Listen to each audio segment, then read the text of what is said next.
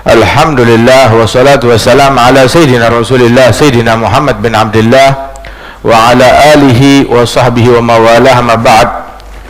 Di dalam kajian kita pada malam hari ini di Masjid Raya Bintaro Jaya, kitab Mukhtaril Hadis yang disusun oleh guru kami Al-Habib Umar bin Muhammad bin Salim bin Hafidh ibn Syekh Habib Bakar bin Salim, menyebutkan daripada 40 hadisnya Rasulullah sallallahu alaihi wasallam yang berkenaan dengan kehidupan kita sehari-hari, yang bermanfaat bagi kita sekalian. Dan di dalam hadis yang ke-20 ini disebutkan hadis Rasulullah sallallahu alaihi wasallam yang bahwasanya beliau bersabda, al-khalqu kulluhum iyalullah fa ahabbuhum ilallah anfa'uhum li'iyalih, rawahu Abu Ya'la. Hadis ini diriwayatkan oleh Imam Abu Ya'la bahwasanya Rasulullah menyatakan al-khalqu kulluhum, semua makhluk hidup, semua makhluk hidup, makhluk manusia, jin, hewan, binatang, tumbuhan, semua makhluk, kulluhum iyalullah, semua makhluk tersebut adalah iyalnya Allah. Artinya iyal, kalau iyalnya seseorang adalah alladzi ya'ul alaih, yang menjadi tanggungannya dia, yang dia nafkahi, anak, istri, keluarga, orang tua. Nah begitu juga iyalnya Allah adalah yang menjadi tanggungannya Allah. Makhluk hidup semuanya ditanggung oleh Allah. Rizki mereka, hidup mereka, oksigen mereka, hal-hal yang menopang kehidupan mereka di dunia ini, sehingga disebutkan wa ma min dabbatin fil ardi illa 'ala Allahi rizquha, tidak ada satu makhluk pun di bumi ini melainkan Allah yang menanggung rizkinya mereka, hewan, binatang, manusia, semuanya. Sayyiduna Sulaiman dengan segala kemapanan dan kemampuan yang Allah Ta'ala pinjamkan kepada beliau, beliau berkata kepada Allah, ya Rabb, hari ini saya izinkan saya untuk menjajal, untuk nyoba. Mau jajal apa? Mau nyiapkan rizki untuk makhlukmu yang ada di wilayah saya ini. Saya mau siapkan rizki mereka, saya mau coba. Baik, berbulan-bulan sebelumnya dia siapkan sebanyak-banyaknya, begitu, sehingga di hari yang ditentukan dia jamu semua makhluknya Allah, mulai dari manusia, kemudian juga sampai hewan, binatang. Udah disiapkan makanan tersebut, hidangan tersebut di sebuah tempat yang lapang di tepi laut, sebab yang dia mau jamu juga yang di laut juga mau dijamu. Akhirnya tamu pertama adalah seekor ikan paus besar, bilang saya mau makan, saya duluan. Maka dia duluan, dikasih makanan kurang, kasih lagi kurang, sampai semua yang udah disiapkan itu dihabiskan oleh satu ekor ikan. Habis. Nah itu, untuk satu ekor ikan sudah habis, nanya masih ada lagi gak? Habis, sudah, nggak ada lagi, nggak mampu untuk menuntaskan untuk satu makhluk aja, apalagi buat semuanya. Innallaha huwa razzaq dzul quwwatil matin. Allah sang pemberi rizki yang maha kuat, yang maha agung, jalla jalaluhu ta'ala ta'azamatu. Allah yang ngasih rizki semua makhluk, termasuk ikan yang ada di lautan, hewan, manusia, bayi yang ada di dalam kandungan. Dikirimkan rizkinya oleh Allah subhanahu wa ta'ala dengan rizki yang beragam.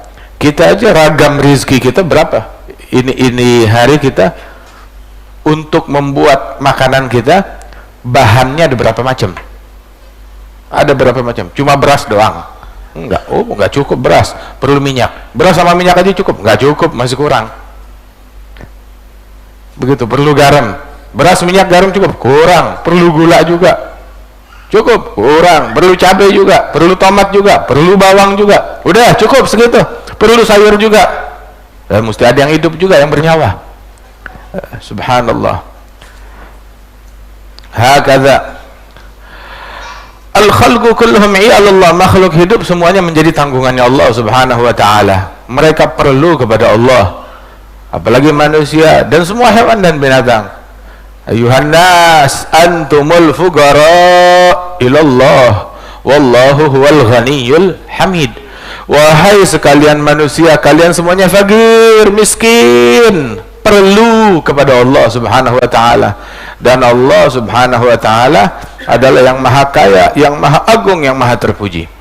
Al-khalqu kulluhum iyallah, semuanya perlu kepada Allah taala, semuanya butuh kepada Allah Subhanahu wa taala. Bahkan hatta orang kafir, oksigen mereka dari mana? Air mereka dari mana? Mereka makan, adakah bahan makanan yang mereka buat sendiri yang bukan ciptaannya Allah?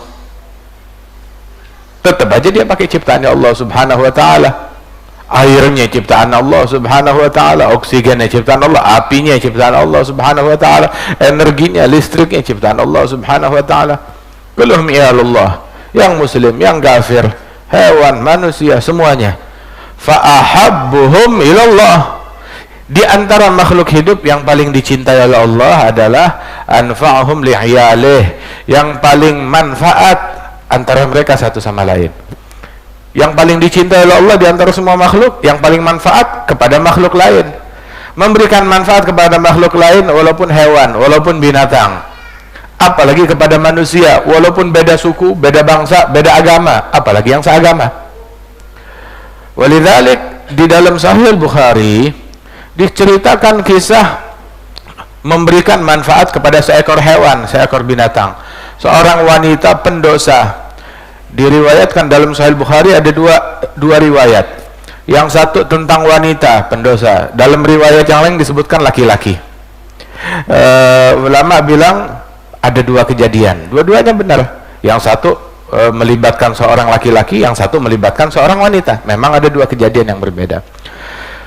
Dua kejadian tersebut kisahnya sama, bahwasanya dia keduanya ini wanita ini seorang pendosa, pelaku kemaksiatan, seumur hidupnya bikin maksiat.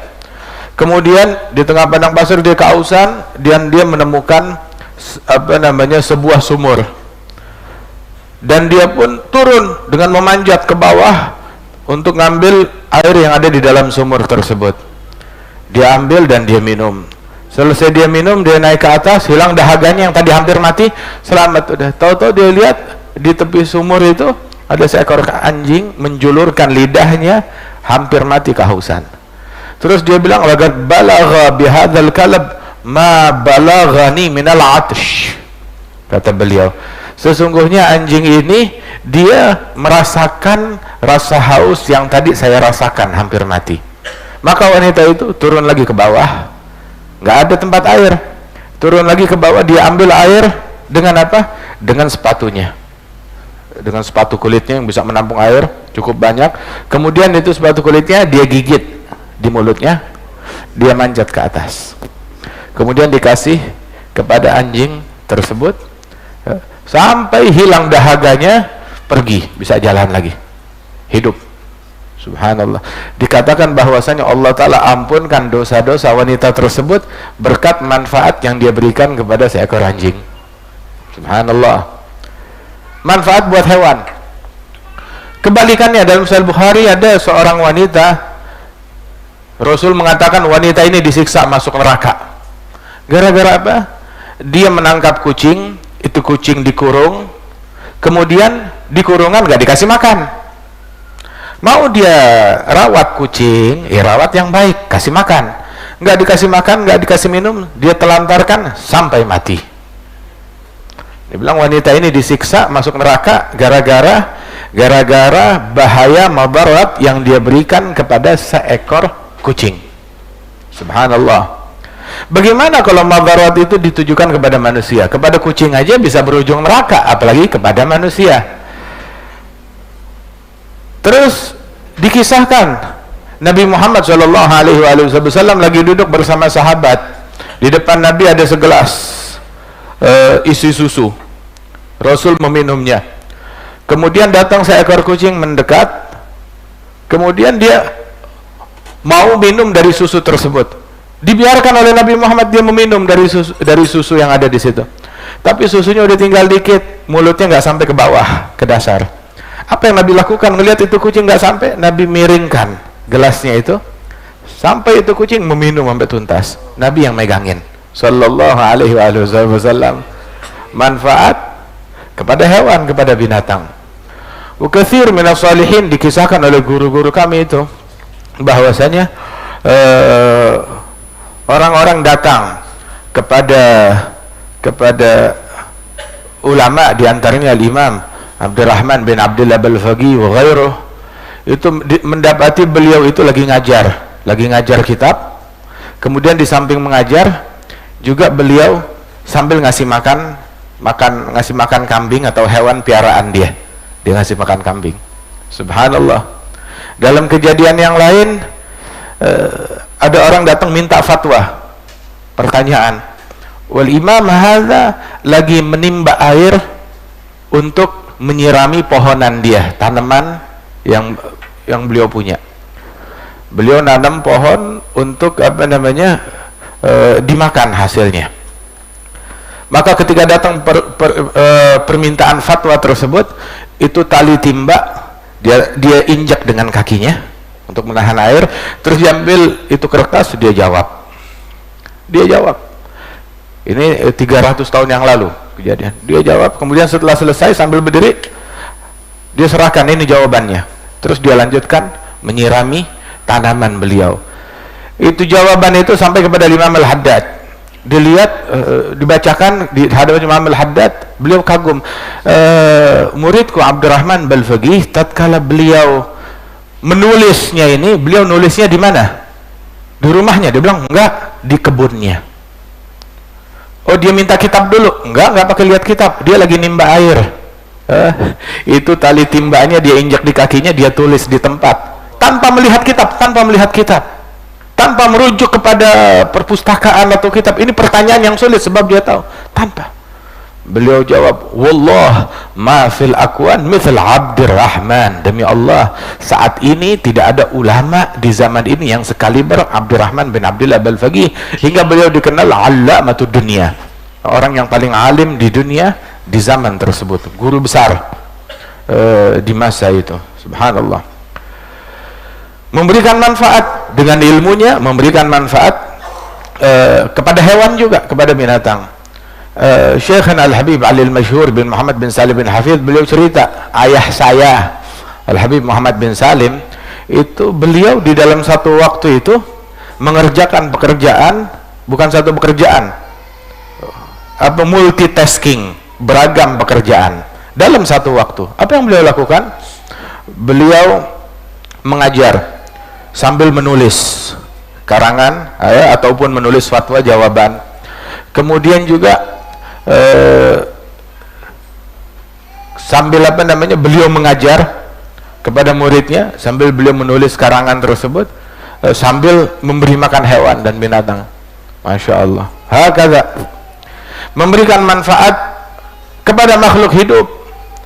Itu ada satu orang tukang mandikan jenazah. Sekali dia dapetin jenazah seorang wanita, ini yang tukang mandiin juga wanita. Dia dapetin jenazah seorang wanita, mulai dari sebelum dimandikan hingga saat dimandikan selalu tersenyum lebar, tertawa, sampai udah diwuduin, dikafankan, begitu ditutup masih tetap tersenyum lebar, tertawa, hingga dia penasaran, ya Allah, saya penasaran, saya mau tahu kenapa ini saya baru sekarang ketemu mayit yang senyumnya lebar, tertawa kayak begini baru sekarang ini, saya penasaran kenapa. Maka malam harinya dia bermimpi wanita yang tadi dia mandikan. Dia tanya, saya mau tahu kenapa kok kamu sepanjang saya mandikan sampai dikafankan senyumnya lebar, nggak pernah saya melihat senyum jenazah seindah ini dan selebar ini. Maka dia jawab, itu katanya, saya setiap hari itu mesti sedekah pagi, pokoknya pagi hari keluar rumah, pagi itu mesti sedekah. Sekali tatkala saya mau sedekah itu keluar, rupanya mungkin cuaca hujan ya, atau berangin, di luar nggak ada orang, nggak ada fakir miskin, nggak ada orang satu pun juga, tapi saya udah bawa sedekah saya makanan ini. Akhirnya daripada ini makanan balik lagi ke rumah, ya udah makanan ini saya lihat ada keledai, saya kasih makanan ini kepada keledai. dia makan. Saya pikir nggak ada pahalanya.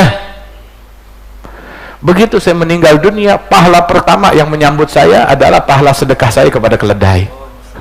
Bukan sedekah kepada yang lain, nggak diterima. Diterima, ada pahalanya, tapi Allah mau menunjukkan yang kamu kira nggak ada pahalanya, itu pertama yang nyambut kamu. Sedekah kepada seekor keledai. Diriwayatkan Al-Imam Al-Ghazali, seorang penulis, banyak penulis kitab, ulama besar, itu setelah beliau wafat ditanya, ada orang memimpikan beliau, ya Imam, ma fa'alallahu bika, bagaimana keadaanmu di sana? Apa perlakuan Allah terhadap engkau? Dibilang, Allah ampunkan saya. Berkat apa? Berkat seekor lalat. Hah? Bukan berkat tulisan, bukan berkat karangan, itu lain lagi pahalanya. Tapi saya diampunkan tuh, ampunan pertama berkat seekor lalat. Bagaimana? Sesuatu yang saya nggak duga. Saya di satu malam, di tengah malam sedang menulis. Kan orang dulu tuh tulis tintanya itu ya dicelup dengan air, ada kandungan airnya di dalamnya. Dia menggunakan bahan tinta yang alami, organik, begitu, ada kandungan airnya. Saat saya lagi menulis, tahu-tahu ada seekor lalat hinggap di ujung pena saya. Rupanya itu lalat kehausan, dia minum daripada cairan yang ada di ujung pena. Saat saya lagi nulis, ngelihat ada lalat tersebut lagi minum, saya tahan, saya berhenti, saya nggak bergerak sampai itu lalat selesai minum, dia pergi, baru saya lanjut lagi menulis. Nah, itu ditulis, saya diampunkan berkat sedekah saya kepada seekor lalat. Manfaat kepada seekor lalat, apalagi kepada makhluk hidup lainnya. Ini ngasih manfaat kepada anjing, ngasih manfaat kepada kucing, ngasih manfaat kepada keledai, ngasih manfaat kepada lalat. Bagaimana ngasih manfaat kepada manusia? Ada orang dari Kufah datang kepada Abdullah bin Abbas. Dia bilang, ya Ibn Abbas, apa hukumnya membunuh lalat? Membunuh lalat apa hukumnya? Maka Ibn Abbas bilang, kampung kamu orang-orang yang ngebunuh cucunya Nabi, terus kamu datang ke saya, apa hukumnya membunuh lalat? Kampung kamu ngebunuh Husain bin Ali bin Abi Thalib, terus kamu nanya apa hukumnya membunuh lalat? Haram apa kagak? Membunuh cucu Nabi kamu nggak tanya, haram apa kagak? Membunuh lalat kamu tanya. Kagak. Sayyidina Ibrahim, beliau adalah orang yang sangat memberikan manfaat kepada manusia, semua manusia. Hingga beliau ini dikenal gemar menjamu orang, selalu ngasih makan orang, semuanya orang dikasih makan, dan tidak makan kecuali bersama tamu. Satu kali itu Sayyidina Ibrahim, ada tamu datang kepada beliau minta dijamu, sebab dikenal beliau ini gemar menjamu. Orang-orang datang minta dijamu. Maka Ibrahim nanya iseng, apa agama kamu? Enggak taunya dia beda agama. Kamu ikut agama saya jamu kamu. Bilang nggak mau. Ya sudah, kalau gitu saya nggak jamu. Nggak lama tahu-tahu Allah Ta'ala kirimkan wahyu, ya Ibrahim, orang ini seumur hidupnya kafir sama saya nggak pernah putus rezekinya. Baru kali ini saya wakilkan lewat engkau. Ya, engkau udah tanya syarat ini itu. Dengar begitu Nabi Ibrahim bertaubat, ya Allah, astagfirullah. Dipanggil itu orang, sini makan. Bilang, tadi saya minta kamu nggak kasih, sekarang kamu maksa. Bilang, iya gara-gara kamu saya ditegur oleh Allah Subhanahu wa Ta'ala dengan teguran seperti ini. Oh, kata itu orang, Tuhanmu menegur engkau gara-gara aku. Ini Tuhan yang baik, aku mau ikut agama kamu. Langsung beriman. Sayyidina Ibrahim. Nabi Ibrahim, beliau merenovasi Ka'bah. Ka'bah dibangun oleh malaikat-malaikat, kemudian direnovasi zamannya Sayyidina Adam, kemudian juga Nabi Ibrahim termasuk orang yang merenovasi Ka'bah tersebut berkali-kali, dibantu dengan Nabi Ismail. Selesai membangun merenovasi Ka'bah, Allah Ta'ala turunkan wahyu kepada Nabi Ibrahim. Orang kalau bisa bangun Ka'bah keren banget kan? Wah, saya bisa bangun masjid di Bintaro, keren, hebat, megah, makmur, gede, cakep, lagi pakai AC, Masya Allah, makmur lagi, maghrib sepenuh ini, Masya Allah, Alhamdulillah. Nah ini bayangin, kalau kita bisa nyumbang ngebangun Ka'bah, kira-kira bagaimana? Semua mau nyumbang, bahkan dari saya semuanya, saya yang handle Ka'bah. Ya, orang semuanya pada sujud ke situ, berapa miliar manusia yang ngadep ke Ka'bah. Itu gengsinya luar biasa, kemuliaannya luar biasa, ngebangun Ka'bah. Cuma masalahnya nggak bisa dibangun lagi tuh Ka'bah, nggak ngebangun. Nah, Nabi Ibrahim beliau ngebangun Ka'bah dari pondasinya sampai udah selesai. Begitu selesai ngebangun Ka'bah, pasti hebat banget pahalanya. Allah Ta'ala turunkan wahyu, ya Ibrahim, lugmah taj'aluha fi batn ja'i khairun 'indi min bina'il Ka'bah. Wahai Ibrahim, sesuap makanan engkau letakkan di dalam perut orang yang lagi lapar sungguh lebih baik di sisiku daripada membangun Ka'bah pahalanya. Kita ngebangun Ka'bah nggak bisa, nggak, walau dibuka donasi. Kita ngebangun Ka'bah nggak bisa, tetapi kita bisa dapetin pahala yang lebih baik daripada pahala ngebangun Ka'bah. Bagaimana caranya? Musim kayak begini, orang yang kesusahan banyak, yang dirumahkan banyak, yang kehilangan pekerjaan banyak, yang kehilangan usaha banyak, yang gajinya dipotong banyak. Nggak jauh-jauh tetangga kita, lingkungan kita, kerabat kita, famili kita. Jangan nunggu mereka minta, kita kirimin kepada mereka. Tapi kayaknya dia nggak butuh, walaupun dia nggak butuh, ente yang butuh, kita yang butuh untuk berinfak. Sedekah bukan nguntungin orang yang nerima, tapi nguntungin orang yang memberi.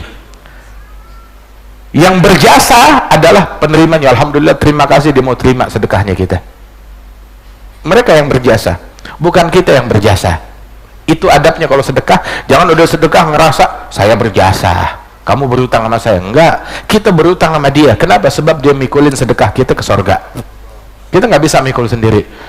Sehingga tuh orang tuh dulu, para wali-wali, para solihin, kalau ada fakir miskin datang kepada dia, maka disambut berdiri, marhaban biman yahamilu zadana ilal akhirah. Selamat datang wahai orang relawan yang mau memikul bekal saya ke akhirat.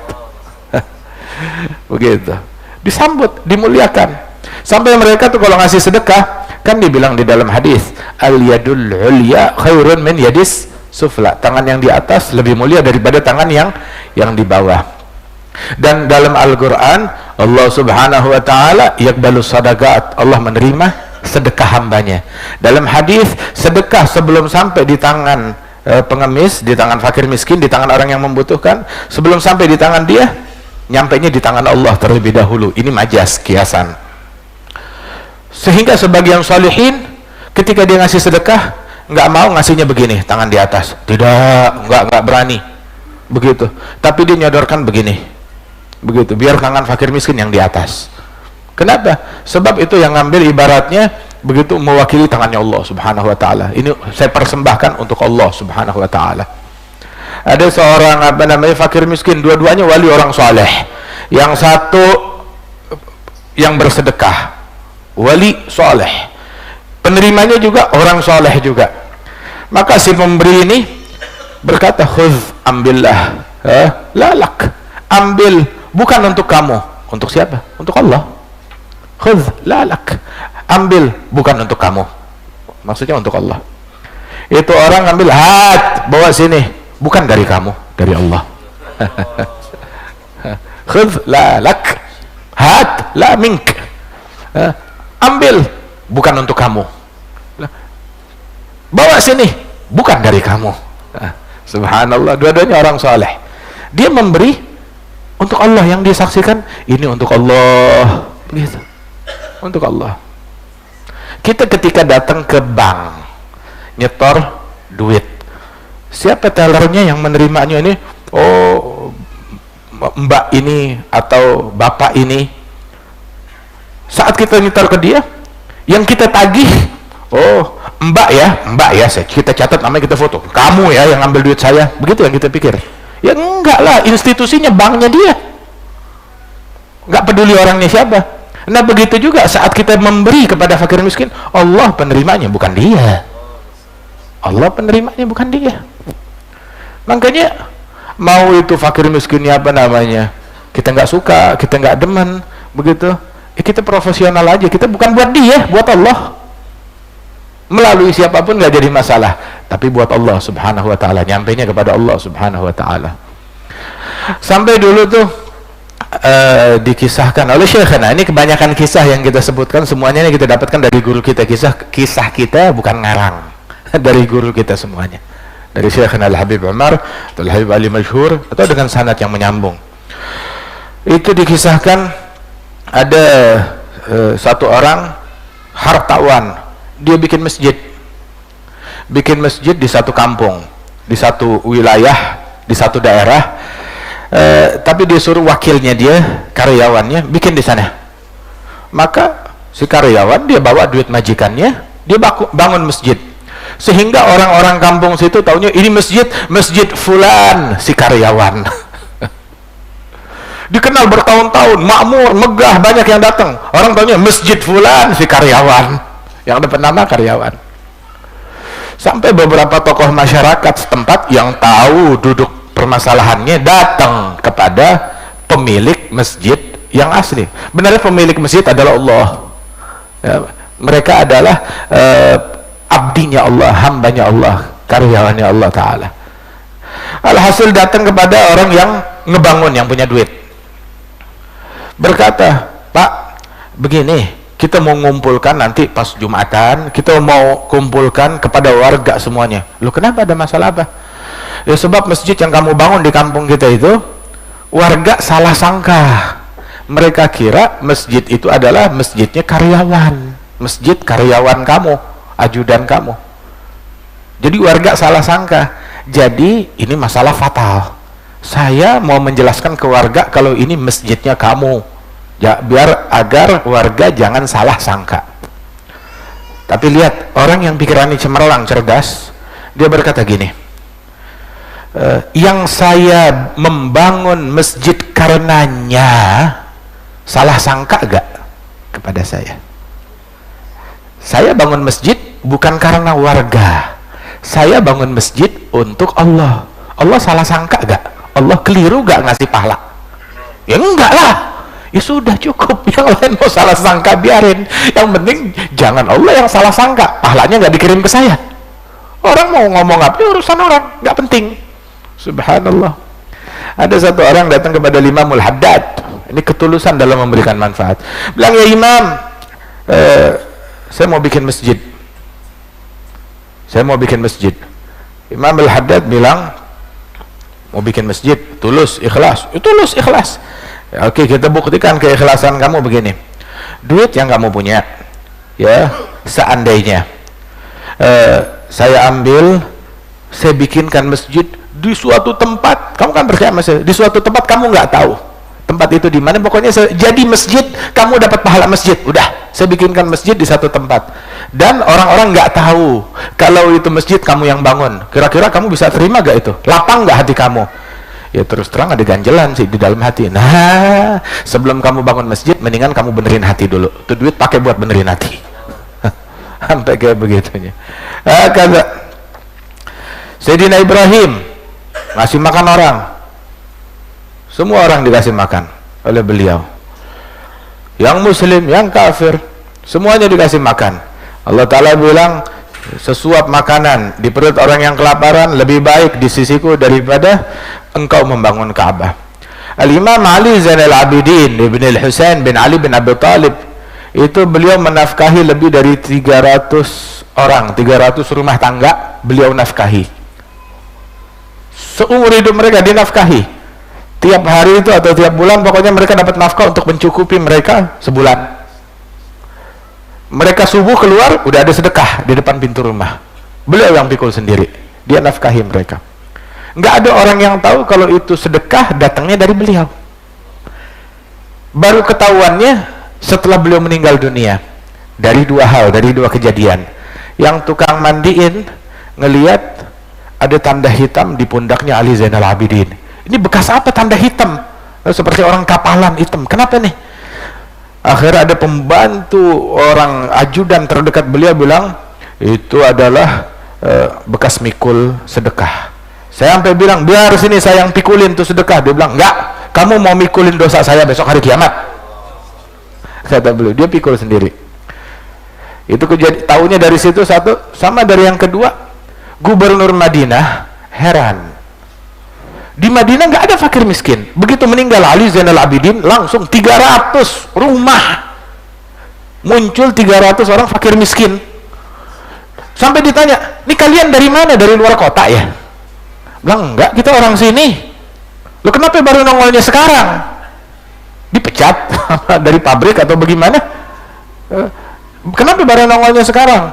Dia bilang, selama ini kami selalu tiap pagi tuh, pokoknya itu selalu ada yang menafkahi kami, mencukupi kami untuk sekian hari atau untuk sekian waktu. Tiap kami keluar pagi ada sedekah tiap hari. Tapi begitu meninggal Imam Ali Zainal Abidin, udah nggak ada lagi putus, kayaknya sih dari dia. Radhiyallahu anhu arba. Ada Imam Ali Zainal Abidin dalam nafkahnya, Ali ibn al-Husain, kulla layla alf raka'ah musbilan min kulli 'ain dam'atan min ba'di dam'ah. Tiap malam salatnya itu 1000 rakaat, belum lagi sedekah yang beliau sedekahkan. Begitu rutinannya. Selain salat, keliling. Hari ini rumahnya siapa? Ada 10-20 rumah. Besok berapa rumah? Besok terus muter. Didata tuh fakir miskin. Sayyidina Ali Zainal Abidin. Wal Imam Al-Faqih Al-Muqaddam Muhammad bin Ali Ba'alawi, beliau ini ketika kebun korma beliau panen, dikeluarin zakatnya. Kemudian setelah itu, setelah dikeluarkan zakatnya, beliau pisahkan 360 keranjang besar. Satu keranjang itu bisa 600 sampai 700 kg. 700 kg. Satu keranjang. Ini 360 keranjang taruh di gudang. Sebab awet itu karena 360 keranjang. Satu keranjangnya 700 kilo. Kemudian sisanya lagi itu baru deh untuk dia kasih kepada orang-orang tertentu dan dia makan sehari-hari dan keluarganya. Nah itu dari yang 360 keranjang, setiap hari dikeluarkan satu keranjang. Satu keranjang itu berapa? 700 kilo. Kita kalau beli korma buat bulan Ramadan, sehari berapa sekilo kita makan? Sehari berapa kita makan? Sekilo, 2 kilo. Nah ini satu keranjang 700 kilo, buat berapa banyak? Subhanallah. Dia kasih makan tiap hari satu keranjang full. Nah mestinya juga kita begitu berinfak. Segitu saya nggak punya, gini ente tukerin duit satu gepok 1000-an yang bagus, yang baru, tiap hari keluarin, pokoknya dalam sebulan mesti habis 100.000. Wah saya mampu lebih dari itu, ya udah 2000-an. Saya mampu lebih dari itu 5.000-an. Saya mampu lebih dari itu 10.000. Saya mampu lebih dari, kalau 10.000 1 juta. Saya mampu lebih dari itu, ya udah 5.000. Berapa? Bukan 5.000, berapa?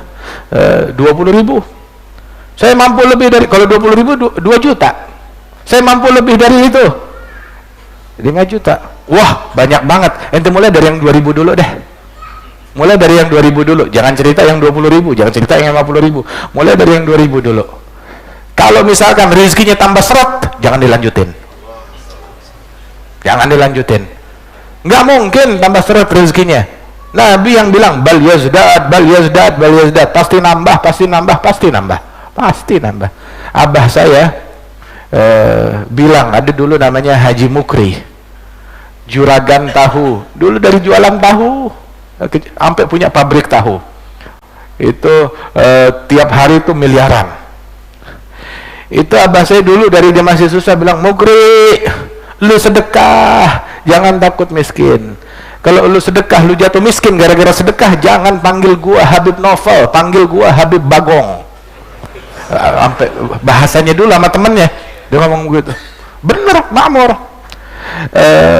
Kakek saya, Al-Imam Al-Muhaddis Al-Habib Salim bin Ahmad bin Jendan, yang meninggal tahun 69, itu 99% ulama Jakarta adalah muridnya beliau. Bahkan sampai ulama-ulama besar yang ada di Indonesia ini, bahkan yang ada di Haramain, yang ada di Hadramaut, yang ada di Mesir, yang ada di Mekah, yang ada di Madinah, murid beliau termasuk Sayyid Muhammad bin Alwi bin Abbas Al-Maliki, Syekh Yasin Al-Fadangi, dan banyak ulama muridnya beliau, Al-Jad Al-Habib Salim bin Ahmad bin Jendan, ayah dari ayah kami. Itu beliau bilang, sebagaimana saya dengar dari ayah saya, Al-Jad Al-Habib Salim bilang, harta yang disedekahin nggak bakalan habis, nggak bakalan berkurang. Kalau kamu gara-gara sedekah jatuh miskin, bangkrut gara-gara sedekah, maka dia bilang nih dengan bahasa Betawi dia bilang, kalau lu jatuh miskin gara-gara sedekah, gua mati, kuburan gua lu kencingin. Bahasanya begitu. Lu jatuh miskin, lu jatuh miskin, gua udah mati lu masih jatuh miskin gara-gara apa namanya, gara-gara sedekah, lu samperin kuburan gua, lu kencingin kuburan gua. Katanya begitu. Nggak bakalan berkurang, harta yang disedekahkan, bal yazdad. Ngasih manfaat, anfa'un khairun nas anfa'hum linnas. Ngasih manfaat tuh ya, mau dia muslim, mau dia non muslim, manusia, hewan, binatang, ngasih manfaat. Al-Imam Syekh Habib Bakar bin Salim, kakek kami, itu beliau setiap hari ngasih makan orang, dia siapkan antara 700 sampai 1000 porsi makanan. Setiap hari 700 sampai 1000 porsi ngasih makan orang per hari. Per hari 700 sampai 1000 porsi. Kemarin kita di Solo, tadi Maulid di Solo. Itu haul al-Imam Al-Arif Billah Al-Habib Ali bin Muhammad bin Husain bin Abdullah bin Syekh Al-Habsyi. Hadal Habib Ali Al-Habsyi itu pernah di masa beliau itu terjadi krisis ekonomi. Terjadi krisis paceklik, orang nggak ada makanan, maka beliau yang ngasih nafkah buat penduduk kota Sewun selama 3 bulan berturut-turut. Dia yang ngasih nafkah. Bukan buat satu orang, buat penduduk kota, satu kota dia ngasih makan. Beliau bilang, dari mana duitnya? Dia yakin. Kenapa? Sebab ini hari saya habisin, besok datang lagi. Ada satu orang, Sayyidina Ali bin Abi Thalib, sedekah apa namanya, ada satu ikan atau daging, sedekah satu.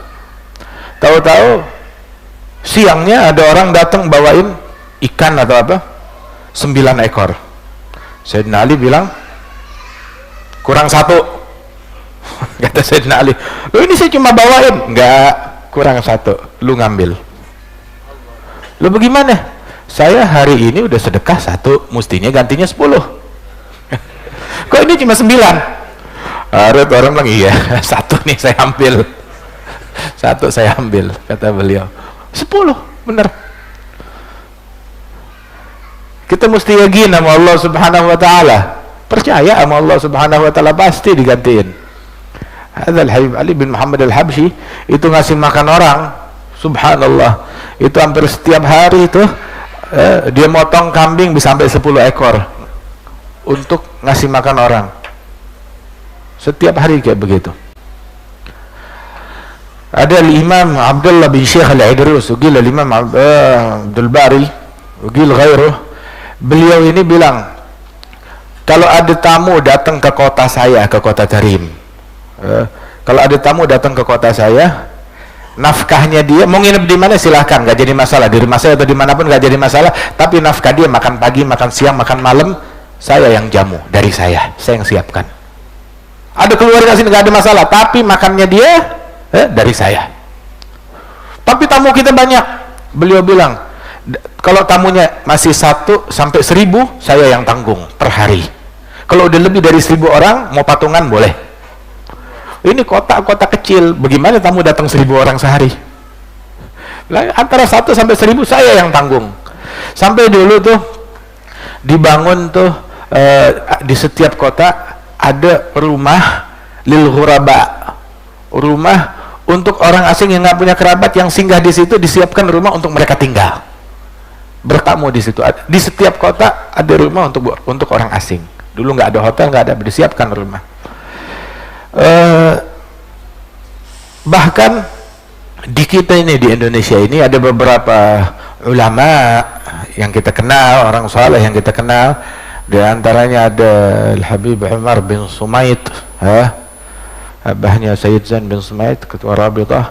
Kemudian juga ada juga Al-Habib Syekh bin Salim, dan juga ada beberapa ulama di Pekalongan, di mana dari para salihin wal aulia.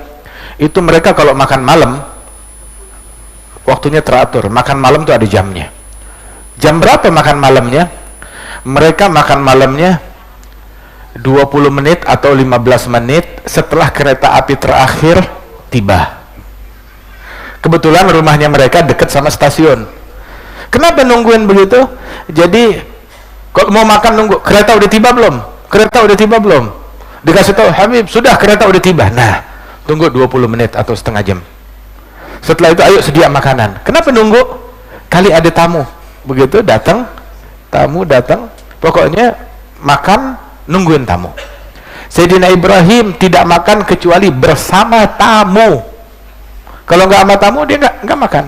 Berjalan 2 km, 3 km, berburu tamu, nyari tamu yang bisa diajak makan bareng. Ayo sini, Sayyidina Ibrahim.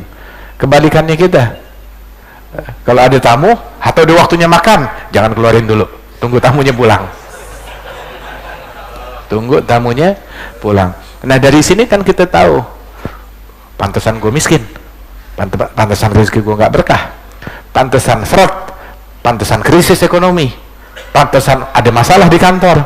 Ya begini, kita pelit untuk diri kita sendiri. Ini baru ngasih manfaat dengan makanan. Ada lagi ngasih manfaat dengan ilmu, dan sebaik-baiknya manfaat yang diberikan ya dengan ilmu, dengan dakwah. Itu sebaik-baiknya manfaat. Ngajarin adab, ngajarin akhlak, apalagi buat anak, buat keluarga, buat santri, buat murid-murid, buat teman-teman. Ma manaha walidun waladahu bisyai'in khairun min adabin hasan. Tidaklah seorang ayah ngasih kado buat anaknya pemberian yang lebih baik daripada ngasih adab yang baik, budi pekerti yang luhur. Ngajarin anaknya adab. Man sanna fil Islam sunatan hasanah, orang addal alal khair kafa'ilih, yang ngajarkan kebaikan pahalanya sama seperti pelaku kebaikan tersebut. Wa ilmun yantafa'u bihi, ilmu yang dimanfaatkan walaupun setelah mati tetap nyambung. Al-Imam Al-Habib Muhammad bin Husain Al-Habsyi, itu mufti Hijaz, mufti Mekah dan Madinah, beliau ini. Al-Imam Muhammad bin Husain, ayahnya Al-Habib Ali bin Muhammad Al-Habsyi sahib al-Maulid, itu beliau rajin dakwah, datang bawa murid-muridnya, bukan cuma sekedar dakwah di masjid atau di pesantren, kagak, atau di majelis taklim, tidak, tapi dia bawa murid-murid seniornya 5-10 orang, pergi kemana? Pergi ke pertanian, ke daerah pertanian. Datang kepada petani tersebut, Pak, ayo Bu, sini ngumpul, ngaji, belajar. Bilang, Habib, kami sibuk bertani. Jangan sibuk, istirahat. Murid saya yang gantikan pekerjaan kalian di ladang. Dia bawa murid untuk menggantikan itu petani-petani yang lagi bekerja di ladang. Muridnya yang ngerjain pekerjaan mereka itu petani, ngaso istirahat sambil dengarkan pengajaran Al-Imam Al-Habib Muhammad bin Husain. Apa sih yang diajarin? Diajarin cara baca Fatihah yang benar, cara baca tasyahud yang benar, diajarin cara sholat yang benar, cara wudhu yang benar, ya, cara membersihkan diri dari najis yang benar seperti apa ya? Diajarkan hal yang kayak begitu. Nah, kita sekarang udah puluhan tahun Fatihah kita masih berantakan. Udah puluhan tahun kita nggak tahu hal-hal yang bisa membahayakan, membatalkan sholat kita. Nah, itu kan bahaya, itu repot. Dulu ada namanya Syekh Al-Habib Umar cerita, di Afrika sana, di daerah namanya Ninawa atau apa, ada salah seorang Al-Habib Sa'id Al-Bid. Beliau ini kirim surat, dia punya sahabat di satu negeri di Afrika. Dia tanya kepada sahabatnya, di kampung kamu ada gak orang Islam selain kamu? Bilang, gak ada. Di negeri saya, di kampung saya, orang Islam cuma saya doang sendirian.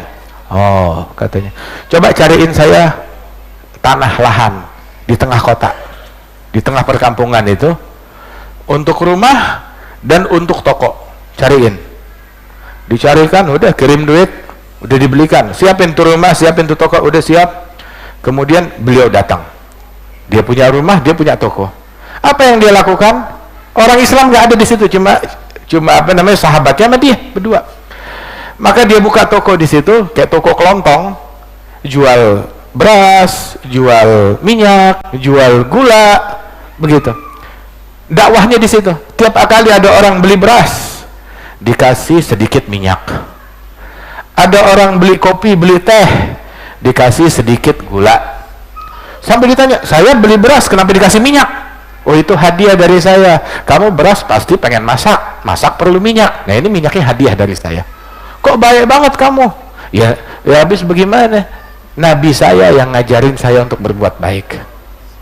Islam ngajarin saya begini. Apa itu Islam? Nah, ini agama. ajaran Nabi Muhammad. Sampai akhirnya orang-orang tertarik semuanya, tokonya jadi paling laku, paling berkah, nggak jatuh miskin, paling laku, paling berkah. Dan juga dakwah juga, orang-orang pada tertarik kepada dia. Mereka datang kepada orang tersebut, ini agama kamu cakep banget, bagus banget ajaran kamu, tapi kita nih sepuh tokoh yang ada di kampung ini, kita mau banget ngikutin ajaran kamu, tapi kita orang tua, orang sepuh, masa kita ngikut ajarannya kamu, pendatang baru, kita ninggalin ajaran nenek moyang, kita orang tua. Maka Habib Hasan bilang, ya sudah, nggak harus kalian, gini deh, anak-anak kalian saya ajarin. Anak kamu punya anak, ayo sini, saya ajarin biar dia juga bisa beradab seperti ini. Diajarin adab, diajarin akhlak. Datang tiap hari itu anak-anaknya nih, anak-anak tokoh masyarakat, ada 5-10 orang, belajar sama dia, belajar Islam, belajar sunnah, belajar adab.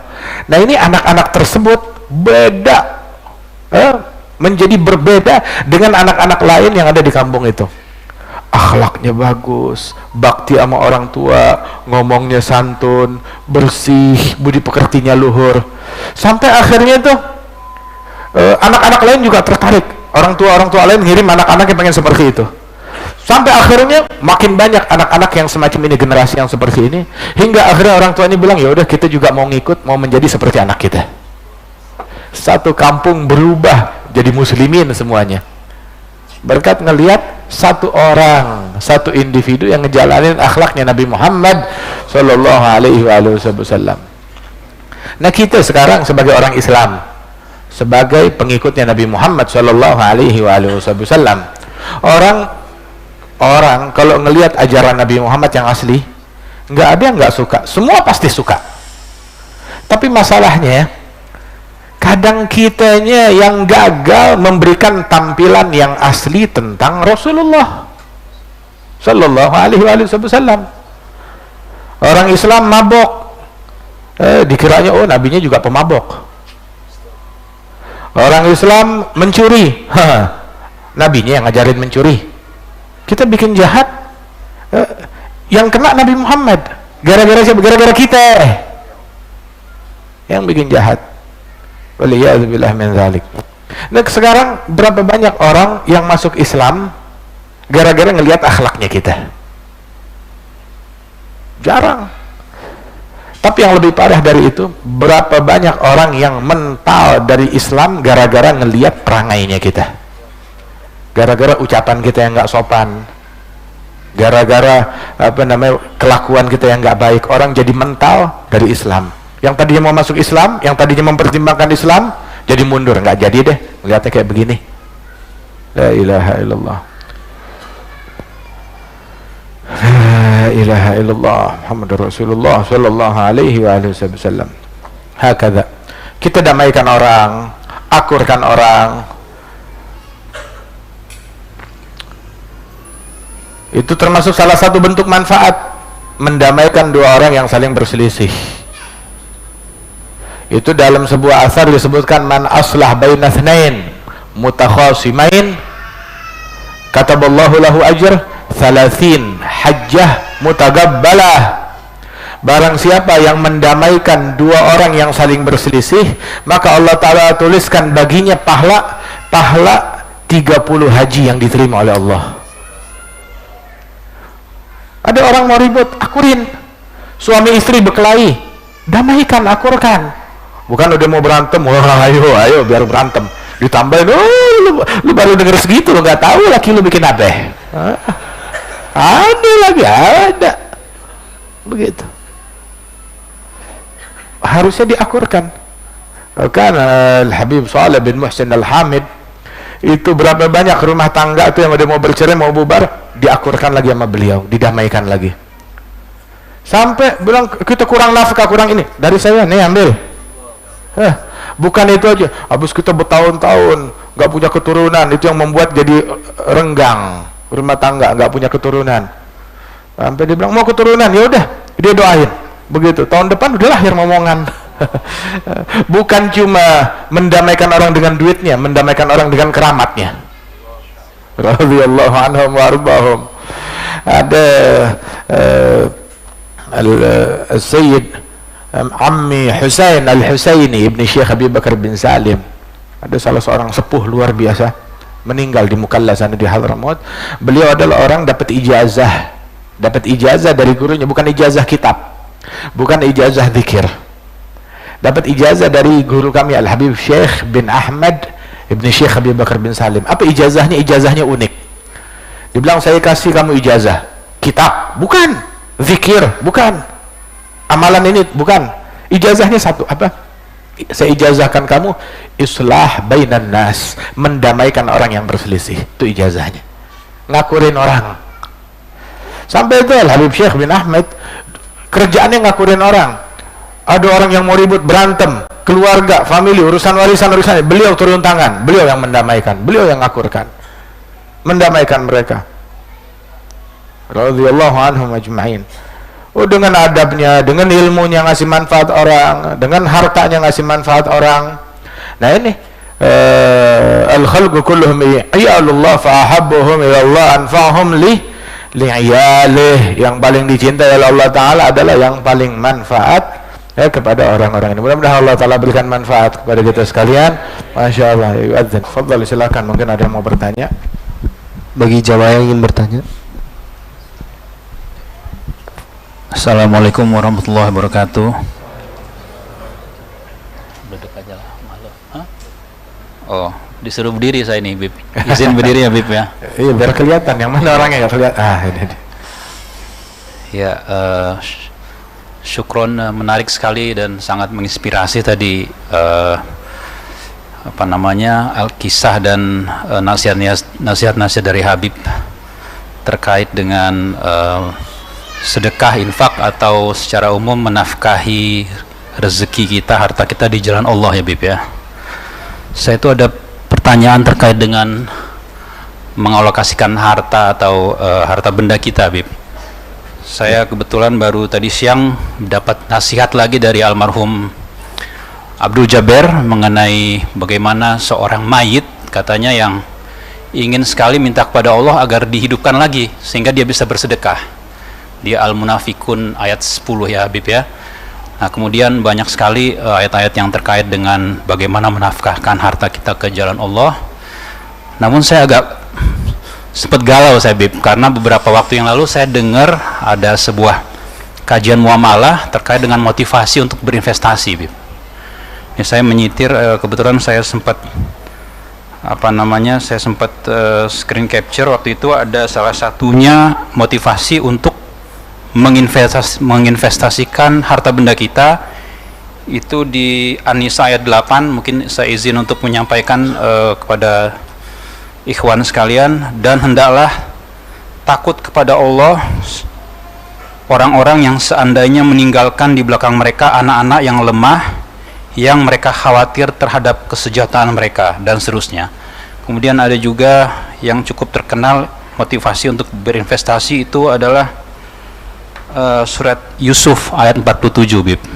Nah, pertanyaan saya terkait dengan betapa indah dan betapa mulianya kita menafkahi rezeki kita di jalan Allah. Di satu pihak kita juga diberikan motivasi untuk sedikit menginvestasikan harta benda kita. Bagaimana kita menyikapinya, Habib, dalam kehidupan kita sehari-hari?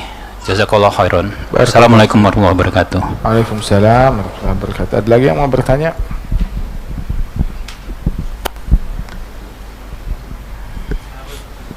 Silahkan.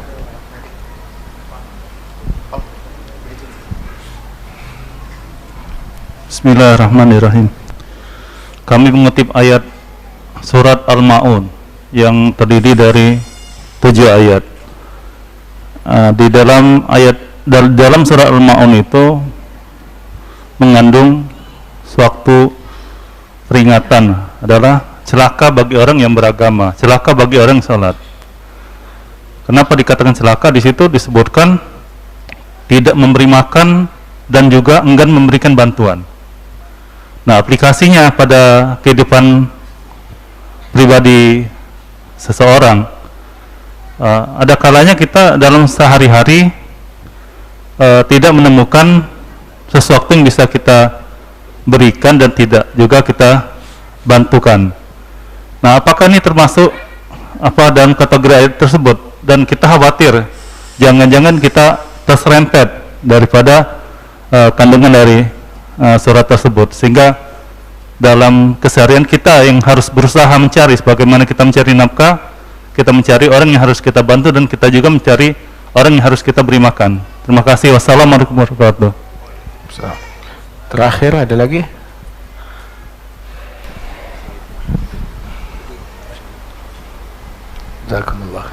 Assalamualaikum Habib. Assalamualaikum. Nama saya Rifki Muhammad Fauzi. Rifki mau bertanya Habib, mengenai penjelasan tentang ikhtiar, tentang tawakal dan tafwid itu bedanya apa ya Habib? Terima kasih Habib. Assalamualaikum warahmatullahi wabarakatuh.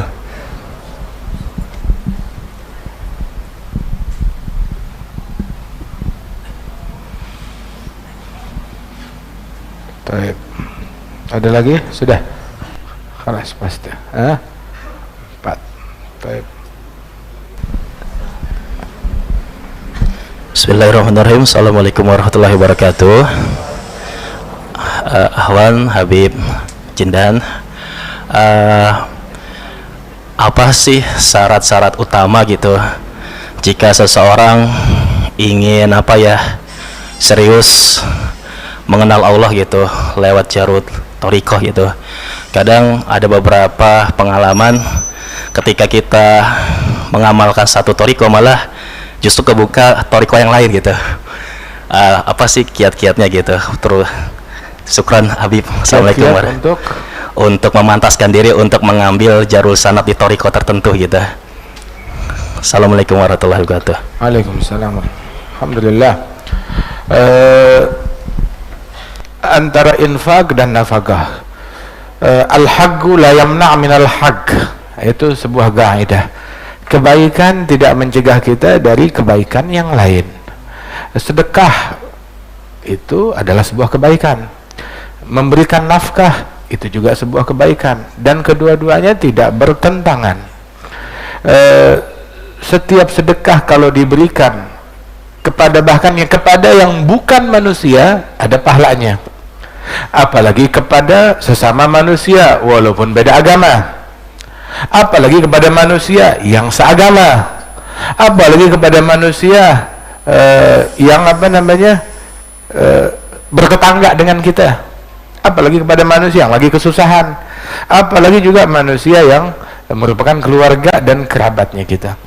Nabi Muhammad SAW pernah ditanya berkata, ada nafkah diberikan kepada fakir miskin, ada nafkah diberikan kepada orang yang mujahid berjihad di jalan Allah, ada juga nafkah yang diberikan kepada istri.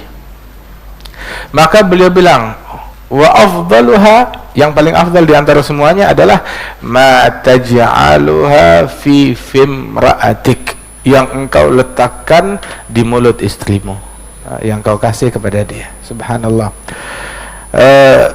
Jadi itu pun juga ditulis sedekah. Hatta ma taj'aluh fi fimra'atik bahwa sedekah yang kita berikan kepada istri kita itu juga sedekah. Terus juga di dalam hadis ini juga mengandung sebuah makna yang lain, bukan cuma sekedar ngasih aja ya, tapi juga ada romantisnya juga. Apa romantisnya? Ngasih bukan cuma sekedar ngasih aja, tetapi ngasih hati yang kita suapkan untuk istri kita. Itu kan ngasihnya santun banget begitu, tapi orang nggak bakal nyuapin berlian lah. Hakadha, berinfak, kemudian juga berikan nafkah. Dari apa? Kafa bil mar'i isman ayyudayya biman ya'ul, kata Rasulullah. Cukup seseorang ditulis sebagai pendosa sebuah kejahatan ketika dia menelantarkan orang yang menjadi tanggungannya dia. Sedekah ke yang jauh, yang wajib dia nafkahi ditelantarin, nggak boleh, haram. Tetapi dia bersedekah, yang wajib sedekah hukumnya sunnah, memberikan nafkah hukumnya wajib. Yang wajib sudah terpenuhi, maka baru tambahkan dengan yang sunnah. bukan yang wajib aja belum beres. Dia mau sama kayak orang sholat qobliyah isya, sholat qobliyah isya, sholat ba'diyah isya, tapi nggak sholat isya. Gimana cerita itu? Tahajud, bangun malam, begitu adzan subuh tidur, nggak sholat subuh. Pergi ke masjid, dia azan, dia qomat, dia sholat qobliyah subuh, tapi nggak sembahyang subuh. Bagaimana itu namanya? Ini orang pasti ada nggak beres di sininya. Nah begitu juga sedekah wal infak, nafkah wal infak, harusnya dua-duanya itu tidak saling merugikan. Saya duit saya pas-pasan, cuma cukup buat nafkah anak istri. Bagaimana? Saya tapi mau sedekah. Nafkah kita buat anak istri itu adalah sedekah. Ada lebih, bersedekahlah. Silahkan. Tapi jangan menjadikan ini alasan dia ada lebih begitu. Tapi enggak, saya timbun buat anak istri. Padahal punya lebihnya banyak lagi. Enggak mau disedekahkan sedikit pun juga. Kita punya duit begitu, ada lebih, bawa ke akhirat. Tapi bukan berarti menelantarkan anak istri kita, bahkan diatur dalam syariat. Orang berwasiat dengan hartanya itu diatur, sebab syariat tidak akan menzalimi orang lain.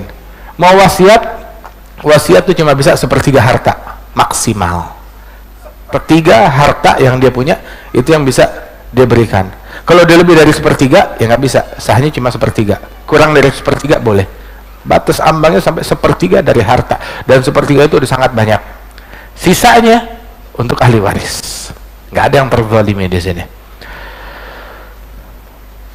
Kemudian juga adapun surat Al-Ma'un, fawailul lil musallin alladzina hum an salatihim sahun alladzina hum yura'un wa yamna'un al-ma'un. Apa itu wail? Wail sebuah lembah di neraka gitu, yang apabila gunung dimasukkan manusia. Nah itu neraka lembah tersebut diperuntukkan buat siapa? Lil musallin alladzina hum an salatihim sahun. Bukan buat orang yang salat, tapi yang salatnya nggak beres. Yang salatnya nggak beres, apalagi yang nggak sholat sama sekali. Sholatnya nggak beres. Bagaimana nggak beres? Alladzina hum fi sholatihim sahun, lalai di dalam sholatnya. Lalai di dalam sholatnya, ulama bilang menunda-nunda sholat sampai keluar dari waktunya. Ada haram. Imam Ibn Hajar mengatakan iyak wa idha'atus salah.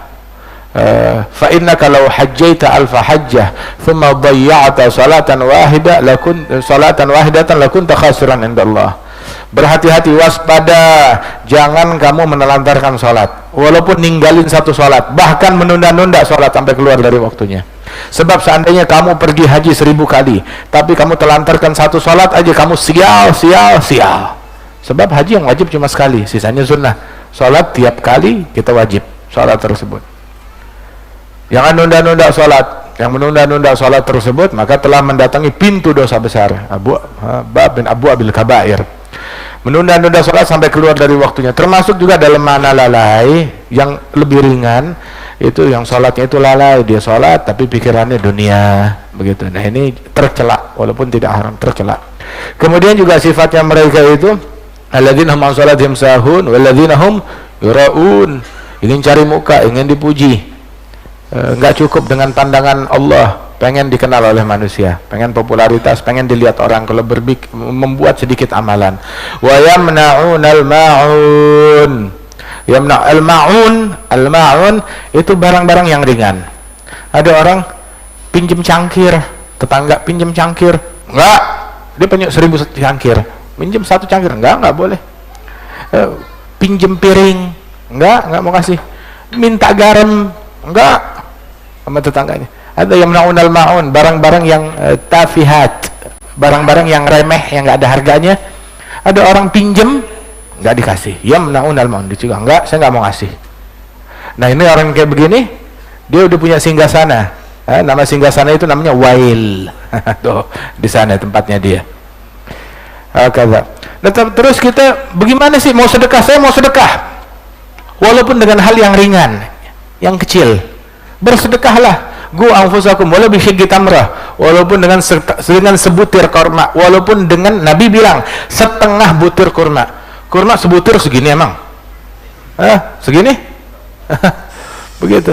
Segimana kurma? Segini, sebutir kurma, walau bitamrah. Nggak dapat satu butir kurma, setengah butir kurma. Bukan satu, setengah butir kurma, walau dengan setengah butir kurma.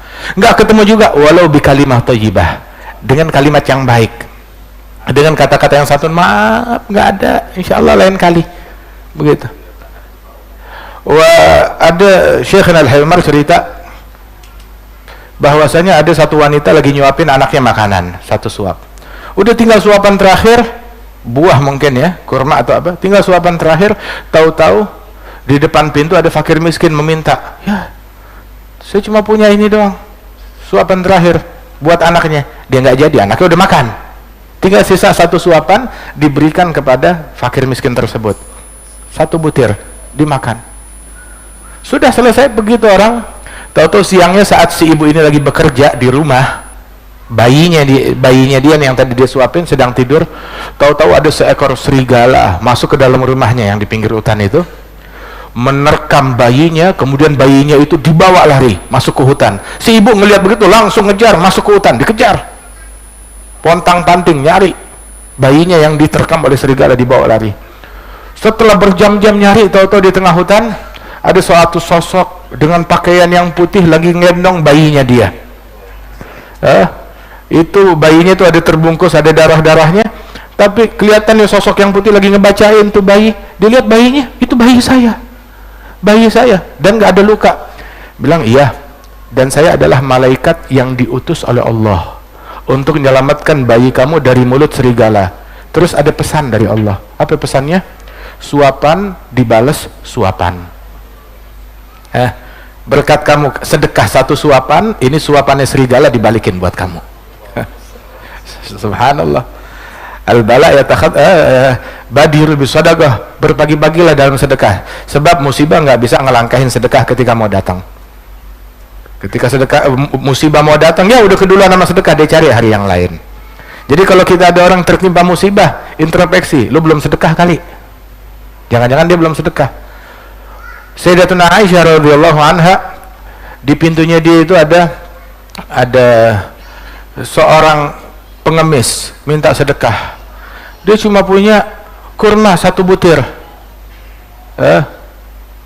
Maka kurma tersebut diberikan kepada tuh orang, dan orang itu punya dua anak kecil. Maka itu orang diterima itu sedekah dari Sayyidatuna Aisyah, kemudian dibelah dua, satu untuk anaknya, yang satu untuk anaknya lagi, setengah-setengah. Subhanallah. Walaupun dengan sebutir ataupun dengan setengah butir kurma, ittaqun nar walau bisyiggi tamrah, ataupun dengan kalimat yang baik.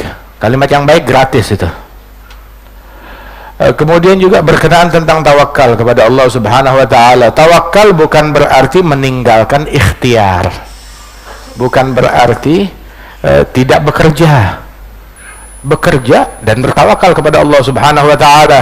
Tanam pohon, siram, kasih pupuk, tawakal, mudah-mudahan buahnya manis.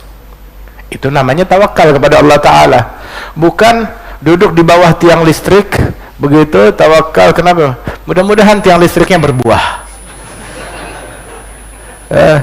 Ini bodoh namanya, bukan tawakal. Keliru.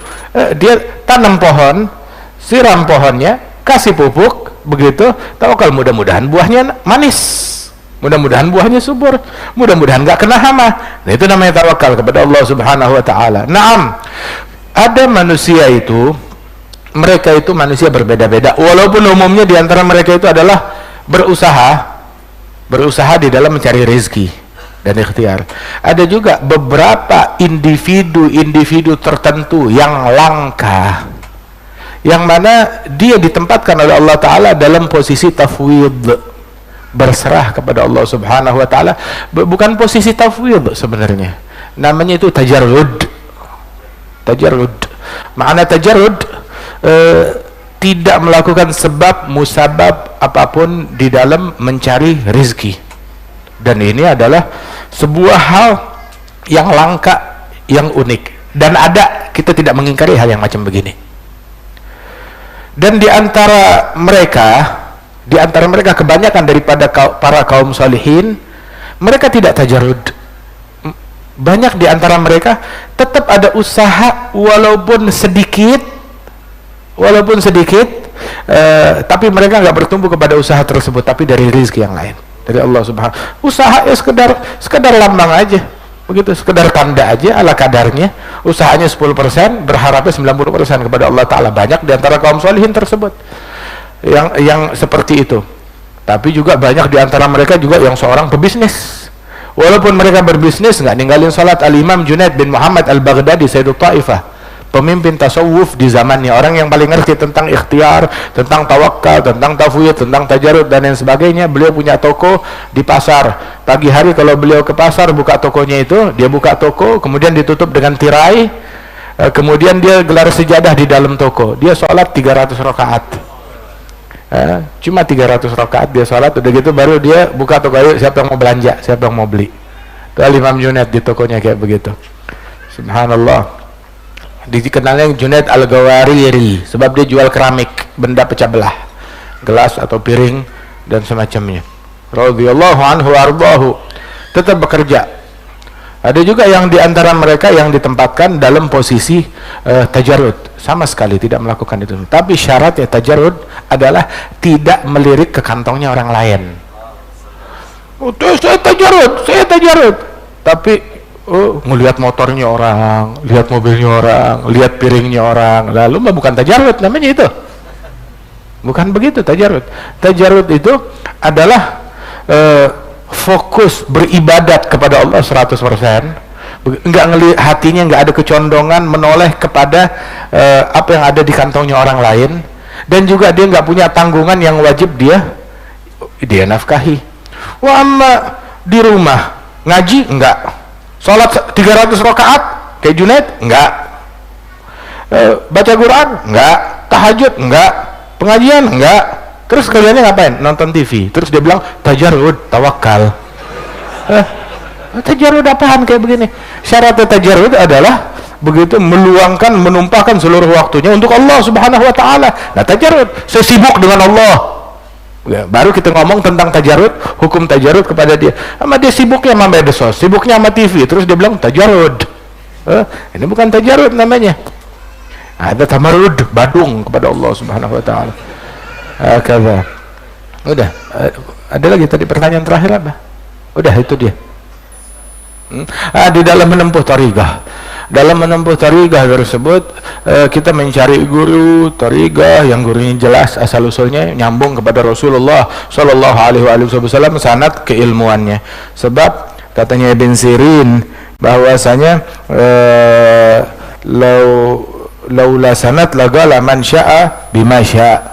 Kalau bukan karena keberadaan sanad, orang bakal ngomong semaunya, menisbatkan oh ini thariqah, ini thariqah. Lihat sumbernya dari mana, sanadnya. Setiap thariqah itu punya sanad, ada syekhnya, ada gurunya. Lihat daripada thariqah tersebut. Dan semua thariqah nggak ada yang melanggar syariat Nabi Muhammad. Kalau thariqah melanggar syariatnya Nabi Muhammad, nah itu bukan thariqah namanya. Sebab dalam thariqah man la syariah fala haqiqah. Orang kalau saya menempuh jalan hakikat, lu sholat nggak sembayang, jangan ngaku-ngaku hakikat.